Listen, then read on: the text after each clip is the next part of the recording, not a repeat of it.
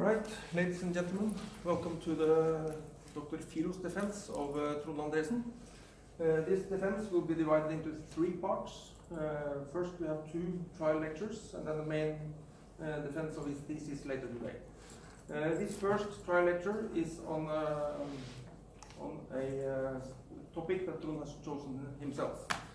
Trond has handed in a thesis entitled On the Dynamics of Money Circulation, Creation and Debt, a Control System Approach. This work has been carried out at the Department of Engineering Cybernetics here at NTNU. And to evaluate this thesis, the university has appointed the following committee. Professor Steve Keen, Kingston University, London. Associate Professor Michael Radzicki, Worcester Polytechnic University, the US. And myself, Professor Tommy Gravall from the Department of Engineering Cybernetics, has been appointed as administrator of this committee. Trond will now give his first trial lecture. Yeah, the floor is yours. Okay, so this is the self-chosen topic. So I'm going back to one of my favorites, Keynes, for this, John Maynard Keynes. And we have this optimistic title here. This is the way to solve the euro crisis. But then comes this red thing here, which I will also comment on later on. Okay, so what's the background for the talk? In 1944, there was a big conference in Bretton Woods in the US about what sort of financial system should the world have after the Second World War. And this was a conference for the winners of the war. They knew they would win, and of course the US was the strongest power at that time. And John Maynard Keynes, he was represented the United Kingdom. He is a famous economist, probably all of you have heard of him. And he proposed a sort of World Bank which was different from the World Bank that we know today. It was called the International Clearing Union, ICU, and he proposed that this bank could issue a global currency, which he called the Banco. And this ICU would play the same role as a central bank in a sovereign country. The central bank in Norway is the only institution in the universe that can create Norwegian kroner out of thin air as much as they want. And so the ICU would have that role for the world. So this was his proposal. And before I continue, I have this quote, which is from Keynes' general theory, which shows that he's an incredibly sharp and also witty guy.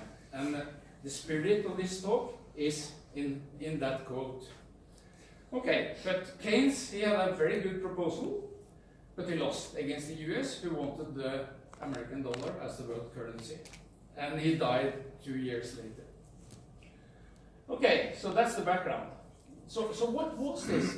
And this is a PhD in control engineering. So what does this have to do with control systems? The point is, do all trade between countries in the Banco, in Keynes' world currency, but keep national currencies. Don't make, for example, a euro. And the exchange rates were fixed in one way, in the sense that one Norwegian crown would be worth a certain amount of dollars, but it could be adjusted following some rules by the International Clearing Union, this World Bank. All countries' central banks would have accounts at the ICU, and the target of the whole idea as a control system was what you could call a long-range trade balance. And this is a very interesting point. If you say that you import more over time than you export, then you end up with a deficit in your account at the ICU. If you export more than you import, like Germany for example, then you will have a surplus in your account at the ICU. But the idea of Keynes is that you will be punished both if you have a surplus and a deficit. So we are, in fact, if you had a certain amount of surplus above a level, you would have to pay interest to the ICU of the stash you had placed there in your account. And if you in spite of this, continue to export more than you import, then the ICU would force you to reevaluate so that the Deutsche Mark would suddenly be worth more related to other currencies, and the other way around. So if you have long-term deficit, Greece, Italy, Portugal, etc., the ICU would force you to devaluate. And how could the ICU force you to do that? Because this was supposed to be an international treaty binding for any country that was in this system. And the ICU, of course, could then dictate exchange rates with no resistance against that. Okay, so this is a more detailed explanation, so you can read while I talk. But the point is that the member countries all over the world, they will have an overdraft facility at the ICU, so that they can have a certain amount of headroom both ways, both a surplus headroom and a deficit headroom. But if it was above that, the punishment mechanisms will kick in. And this little text here explains more in detail what I had on the previous slide. And look at the bottom point here, that the ICU would even, if you had a really sort of long-term, non-changeable surplus staying in that account, the ICU could even, in Keynes' proposal, confiscate a part of this surplus. Okay, so that's his proposal. So I have to justify this as a control system. So let's have a look. We can go back to the first part of the slide initially here. So essentially, this is the account of a country at the ICU in Bangkok. So this is the denomination, I call it BC. If a country exports more than it imports, then the account will increase. This is the flow of money into the account, and this is the amount in the account. So Keynes' proposal was like this. You measure what is the current account. It might be negative if you are Greece, or positive if you are Germany, to use today's example. You divide this amount with the average trade over a couple of years for the country, so that you normalize this amount. If it's a big country, this will be a big factor. If it's a small country, it will be a small factor. And the reference that you compare the normalized account with is set to 0, but because the control approach is that all accounts should fluctuate around 0. Not too much surplus, not too much deficit. And then you have this complex controller, and very non-linear, which I explained a moment ago. Which has at least a positive gain, so that if, for example, if a country is in deficit, then the amount here will be bigger than 0, because this is subtracted from the reference, and you amplify that with some sort of gain in this a bit more complex controller. This results in a change in the exchange rate, so that you need more kroner to be equivalent to one banker. But this exchange rate change will take time to work through the system, many years probably, but hopefully they'll change the net exports of the countries, so they will go into positive. We were talking about the deficit country here, and then adjust the amount here, which can be both positive and negative. There is also another arrow here, because you can be brutal and confiscate a surplus. You also have the punishment of interest, both on a big surplus and a big deficit. So this is a country, a control system. Okay, and this control system will lead to less exports from surplus countries, like Germany today, more exports from deficit countries, and that will mean increased employment in deficit countries. a larger share of output in a deficit country because you will have import substitution, and that will because domestic products will be more competitive against imports, increased employment, less need of protectionist measure like tariffs, and Germany will have to invest in Greece instead of export cars to Greece to get around this problem, which would be a good thing. And there will be less foreign debt building up for deficit countries. And there will be no accumulation of large financial surpluses that we have in the world today, with, for example, China and Japan, and on the other side, the US debt.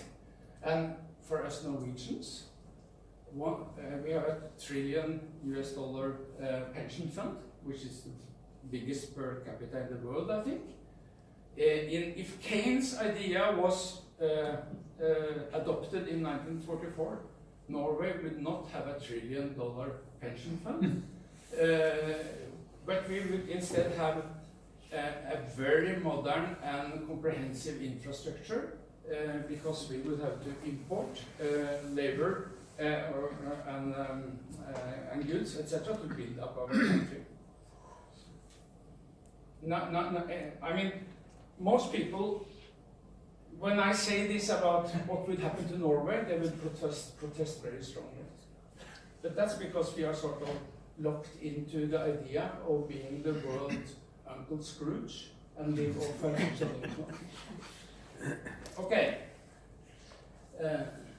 So I'll go into another proposal, which is not in the title for this talk, but it resembles it because it's also a control proposal, but it's another type, and that is the Tobin tax.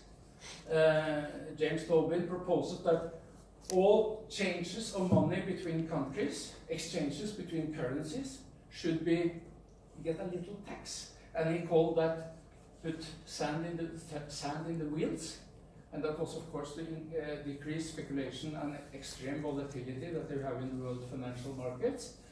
And he was sort of influenced by earlier work of Keynes. And the size of this Tobin tax suggested in the discussions was $0.5 per mil, which is completely negligible, difficult word, for trade in real goods. I mean, imagine that you, for example, have to pay for imports of German cars to Norway. This would consist, say you should pay 1 million kroner for a number of cars. It would be 500 kroner in tax, which is no problem at all. But for speculators who work by selling and buying from second to second or minute to minute or whatever, they live off the little arbitrage, the little differences, and for them this will have a big impact, and that was Tobin's idea. So this type of thing is much easier to implement today, and as I say, goes against current conventional wisdom, because I expect you have seen the discussions or comments in the papers and so on, that in today's world where you can move hundreds of millions of dollars with a click on your computer, etc., it's impossible. But that's not true. In fact, it's easier to control capital flows today because of information technology, because all operations go through computers, and you can have software monitoring everything happening, and which can sound the alarm if there are suspicious patterns, etc. Didn't have that in the old days. And in the old days, you could also send big amounts of money by telegraph in the 40s or whatever.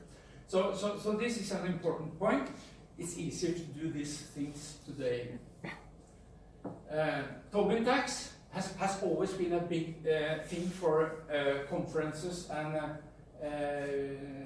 seminars among politicians and decision makers in Europe, for example. But it's just been a thing that they have been talking about in a positive way. Oh, we should have a Tobin tax. But they have been going for that in 20 years or something, but nothing happens. So both these Bangor proposals by Keynes and the Tobin tax are control system solutions, but the economists, financial pundits in the financial press, the politicians, they do not talk about them in that way.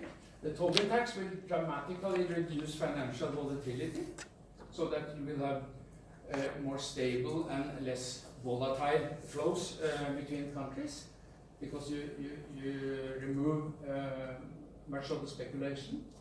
And the Keynes ICU will balance trade and allow much more national economic control in the countries.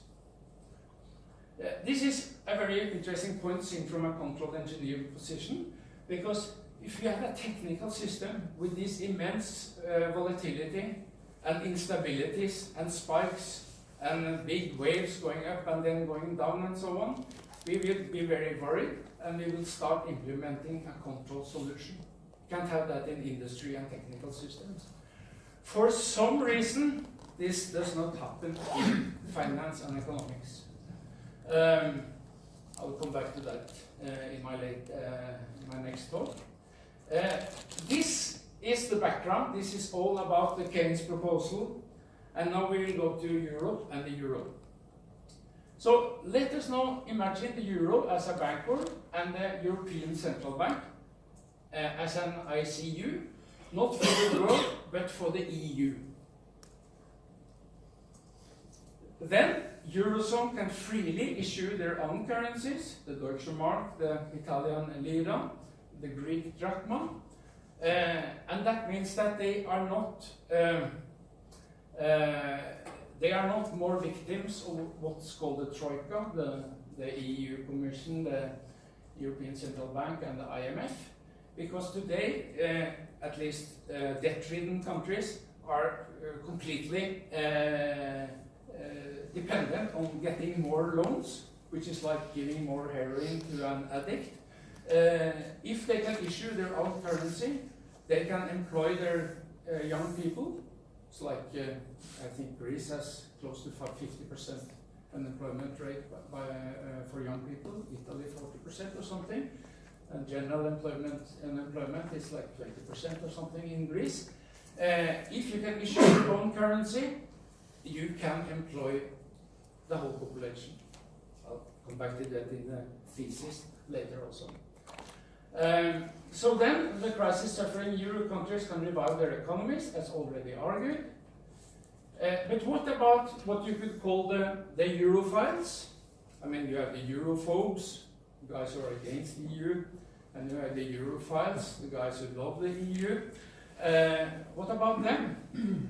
Why should they accept this, in my opinion, reasonable proposal? Okay.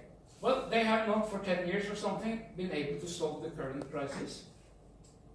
Italy is the latest example, and parties against the euro and also the EU as a whole are on the rise, also opinion. People are disillusioned, and unemployment, as I said, is large. And at least some in the EU elite are starting to recognize that more union will not fix things. And a bonus for the Europhiles, they get to keep the euro and they get to keep the European Central Bank. And this is a big emotional plus for them. So theoretically, this proposal for Europe will be a win-win thing, both for Europhobes and Europhiles. So I have presented what I will argue is a feasible proposal. It would work. But it probably won't be adopted. And why? And this is like proposing to reintroduce the death penalty or removing the women's right to vote. It's going one step back. You can't do that. They only want. I mean, they recognize that we have big problems with the EU and especially with the euro. And what we should do is make it more like the United States, to make a more supranationality, move more power to Brussels. And I would say that they are locked into a way of thinking, which I'll return to later today, and they are sort of, they are a big herd, and there are opinions that you are allowed to have in this herd, and there are opinions that you won't even think about. And that's a big problem. And again, we engineers do not have that problem when we discuss how to solve issues for technical systems.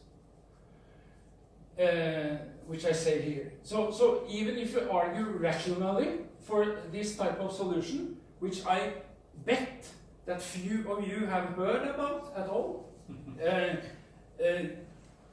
it will not be accepted, and my point, it won't even be considered or discussed. And this is due to what I would say is social system decision making, traditionally a topic for the social sciences, but should also be a topic for control systems people, which I'll return to in my next presentation. So what remains then for a crisis-suffering country is to unilaterally do something that Brussels can't stop. And what is that? Well, you can try to leave the EU, but as we know, that is extremely difficult. I expect you have followed the UK process. More elegant, more politically possible, and in fact not illegal under EU law. You can start issue a national parallel currency, and if you don't print bills, it's not illegal. You realize it through the electronic, in purely electronic form, using the mobile phone network. And this technology is now used in a series of developing countries, poor countries, who are going directly to smartphones and mobile phone payment systems, which are also used by poor people who do not have a bank account, who do not have easy access to a cash machine, an ATM, etc. So it's up and working in tens of countries in Africa and Asia, not to mention China. So the technology is there. You can sort of buy it off the shelf, and there are different solutions, but they work. So you could do that in a country. So let's imagine then, take for example Greece, which is probably the worst off. Say that the government say, any payment that we make from now on will be 70% euros and 30% electronic currency, which I call an EC here. Say 70 to 30% at the outset. So suppliers, public employees, pensioners are paid in this proportion, and taxes and fees are taken back to the government in the same proportion. In that sense, it's just a sustainable system, because the amount, the flow that you issue of these ECs is taken back again through the taxation system in the same proportion. So you won't have the inflation problem. And cheating with the ECs in this system is nearly impossible, because the currency is electronic and all transactions happen in a centralized computer, for example at the central bank in the given country. So that's also a good thing. But of course, if you say this if you go to Greece and you say that, here I have this fantastic proposal, what you should do. I have done it. I've been in Greece on holidays. I'm talking with people.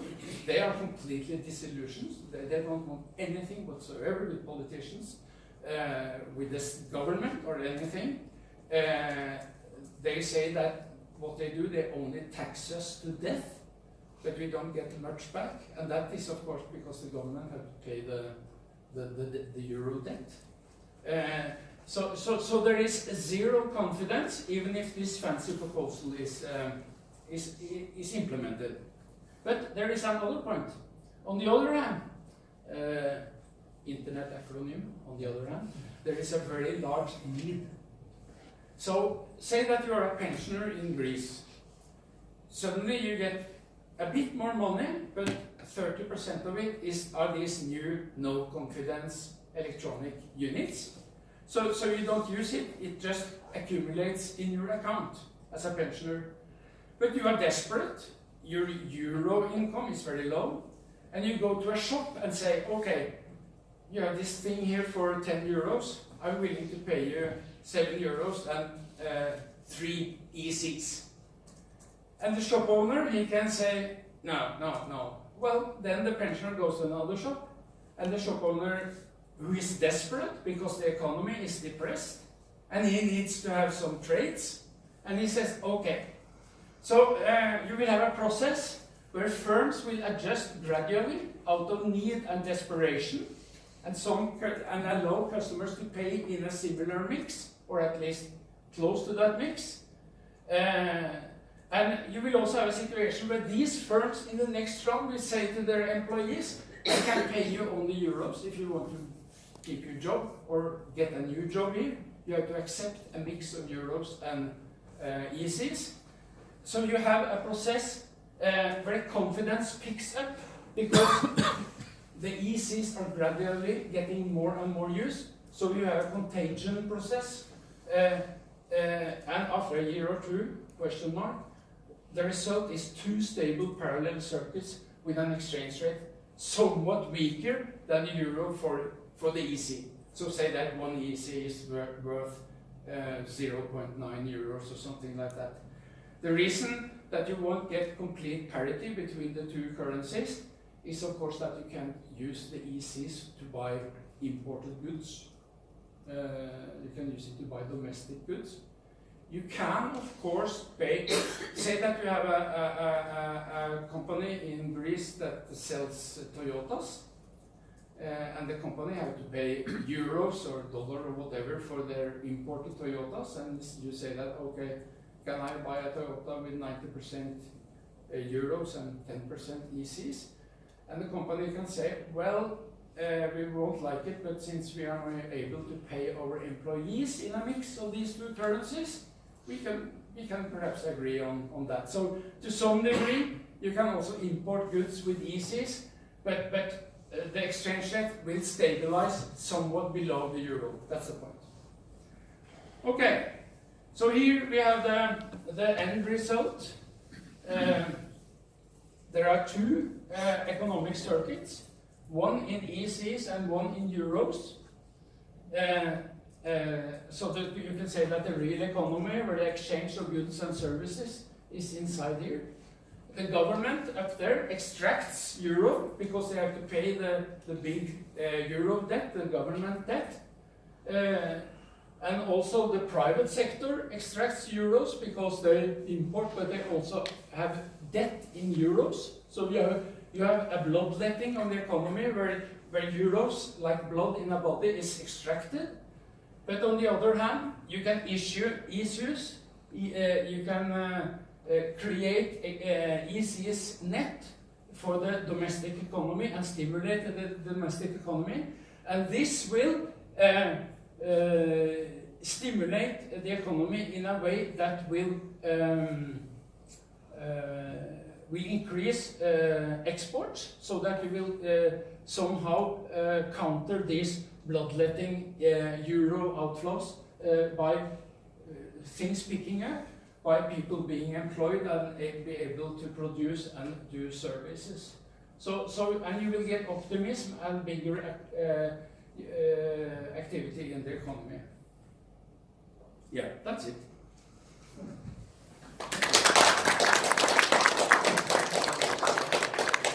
My first criticism is that's the first time I've ever heard him finish on time. All right. Yeah, time for a couple of questions from you guys. I think that's fascinating, and particularly showing the ICU as a control system. I think this shows the advantage of this approach, which is completely foreign in economics. You probably have in this room at least 30%, possibly 50% of the world's system dynamics engineers. Okay. It's including him, it's part of it. So it's very, very rare to use this approach in general. What I'm curious about is a little thing you and I both brought up in, the modern monetary theory attitude to trade surpluses and trade deficits. So you're aware of the modern monetary theory that exports are a cost and imports are a benefit. And they actually argue that a country running a deficit gains and running a surplus loses. Your opinions of that? Yeah, well, I'll come back to modern monetary theory in the thesis, but I think that's hopeless. I think that as long as a country has spare capacity, say 20% general unemployment and 50% youth unemployment, you should really not worry about the question that you raised, Steve. I mean, the argument from these guys is that, say that, like the US, you are able to import more real goods because of the stupid Chinese who are willing to get paid with American dollars. So this is a win for you. I think I don't agree with that. They would have the reverse control system to you. Yeah. So they see deficits as being something to reward and to penalise and services to reward. But then you will have a war between all countries. How can we fool the other guy so that we get more goods and services from them without supplying the world with our goods and services? Yeah. So it will be a complete unstable rat race, in my opinion. Yeah. But it would be fun to do exactly the same systems engineering approach for their beliefs. Yeah. Because fundamentally their beliefs say, you gain out of it, and they don't actually realise that trade is a zero-sum game. So if one country's gaining out of what I think they're right, it's complete nonsense as well. But if one country's gaining, and in the global the gains are zero, then other countries are being penalised. So they should be penalising countries that run deficits. Yeah. Tommy, I noticed that I looked at my watch. I said, it's a 1:45, and I said, I have used exactly 45 minutes, but I should in fact continue until it was 10 o'clock.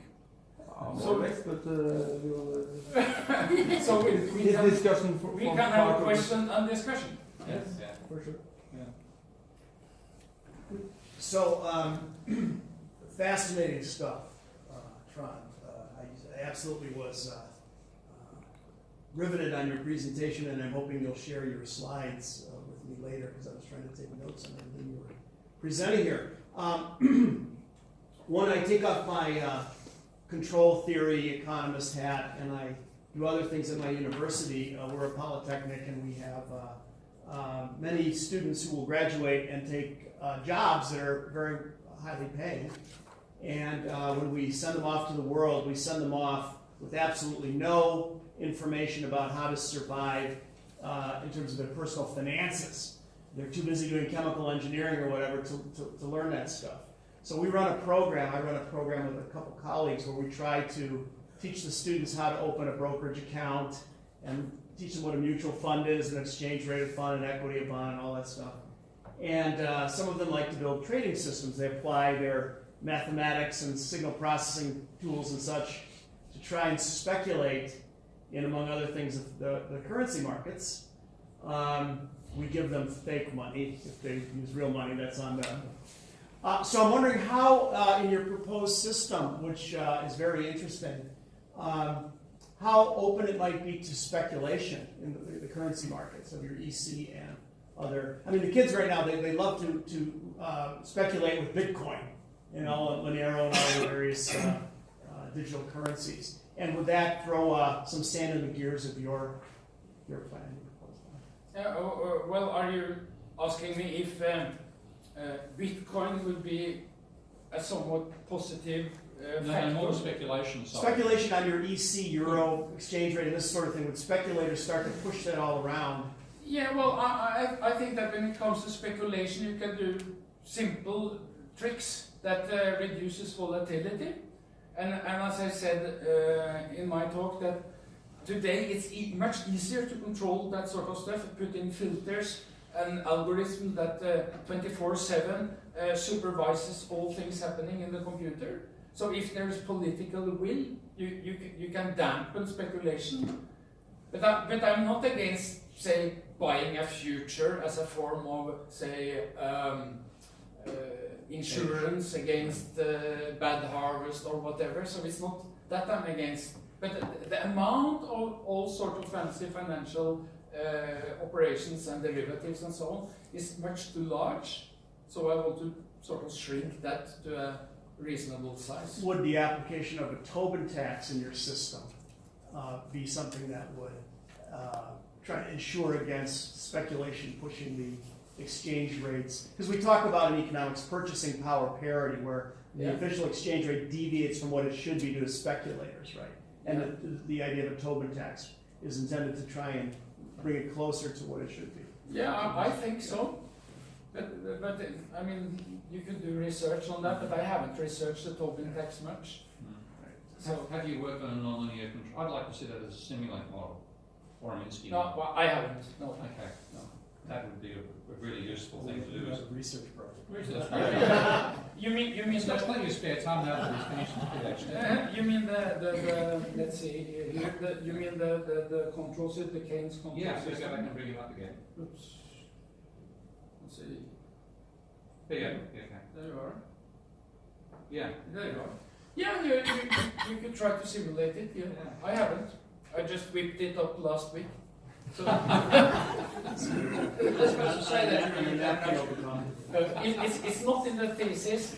Okay, but it's a great idea, and I really do like it. And I think Yeah. I'd like to see that implemented to show how this sort of stuff operates, because giving the visuals to economists is extremely useful, because they, you know, they don't think particularly, so it would force them, seeing things that actually work, it might force them to consider an alternative concept like this. You are talking about your own profession here. Of course I am. What profession? Okay. All right. Yeah. Should we? Okay, I'll propose to take a break until Yeah. 4:15. Thank you. Next lecture.